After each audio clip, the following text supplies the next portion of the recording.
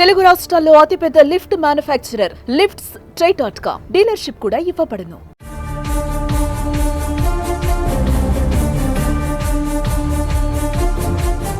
రెండు తెలుగు రాష్ట్రాలలో సంచలనంగా మారిన హైదరాబాద్ మీర్పేట్ హత్య కేసులో కీలక విషయాలు వెలుగులోకి వచ్చాయి. భర్త గురుమూర్తి చేతిలో అతి కిరాతకంగా బలైన మాధవి మర్డర్ కేసులో అసలు నిజం బయటపడింది. ఇంత ఘోరానికి కారణమైన అసలు కారణాన్ని పోలీసులు కోర్టులో ఇచ్చిన రిమాండ్ రిపోర్టులో పేర్కొన్నారు. ఈ రిపోర్టులో చాలా స్పష్టంగా వారిద్దరికీ ఉన్న విభేదాల గురించి ప్రస్తావించారు.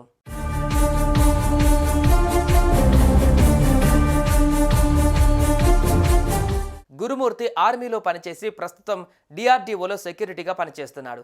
అయితే ఆర్మీలో రిటైర్ అయిన తర్వాత గురుమూర్తి హైదరాబాద్ జిల్లెలగూడలో ఉంటున్నాడు. గురుమూర్తి మాధవిలతది ఒకే ఊరు.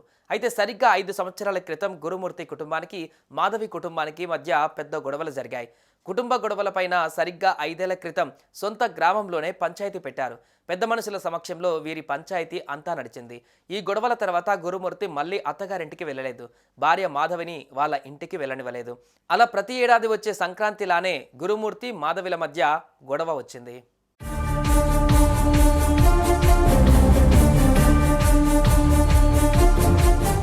సంక్రాంతి పండుగ సందర్భంగా తన ఇంటికి సైతం తీసుకువెళ్లాలని మాధవి గురుమూర్తిని పట్టుబట్టింది. ఇదే విషయంపైన జనవరి 15న ఇద్దరికి తీవ్ర స్థాయిలో వాగ్వాదం జరిగింది. పండగకి కూడా తనను ఇంటికి పంపించకపోవడం పైన మాధవి గురుమూర్తితో గొడవ పడింది. ప్రతిసారి ఏ పండగ వచ్చినా గురుమూర్తి ఇంటికే వెళ్తుండేవారు. అయితే సంక్రాంతి పండుగకు ఈసారైనా తనను తన ఇంటికి పంపించాలని మాధవి గురుమూర్తిని గట్టిగా కోరింది. దీనికి గురుమూర్తి ఒప్పుకోకపోవడంతో మాధవి ఆగ్రహం వ్యక్తం చేస్తూ గురుమూర్తితో గొడవ పడింది. ఆగ్రహంతో ఊగిపోయిన గురుమూర్తి ఇంత జరిగినా కూడా ఏ మొహం పెట్టుకొని సొంత ఊరికి వెళ్తున్నామంటూ మాధవిపై రెచ్చిపోయారు.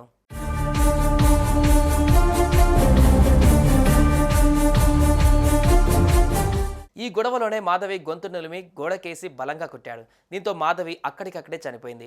మాధవి చనిపోయినట్లు ఆధారాలు లభించకుండా ఉంటే అందరూ నమ్ముతారని భావించిన గురుమూర్తి చనిపోయిన మాధవి మృతదేహాన్ని కిచెన్లోకి తీసుకువచ్చి డెడ్ బాడీని బాత్రూంలో చెక్క ముద్ద పైన ముక్కలు ముక్కలుగా నరికాడు.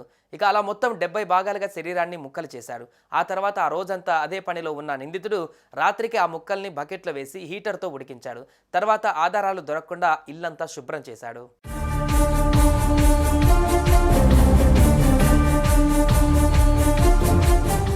జనవరి 17న మాధవి తల్లిదండ్రులకు ఫోన్ చేసి తనతో గొడవపడి అలిగి ఇంట్లో నుంచి వెళ్ళిపోయిందని చెప్పాడు.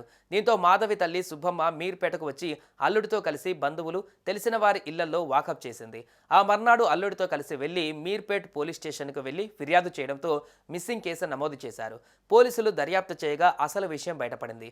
అత్యాధునిక బ్లూరేస్ టెక్నాలజీతో ఆ ఇంట్లో మాంసం రక్తం ఆనవాళ్లను గుర్తించిన పోలీసులు గురుమూర్తే అసలు నిందితుడని నిర్ధారణకు వచ్చారు.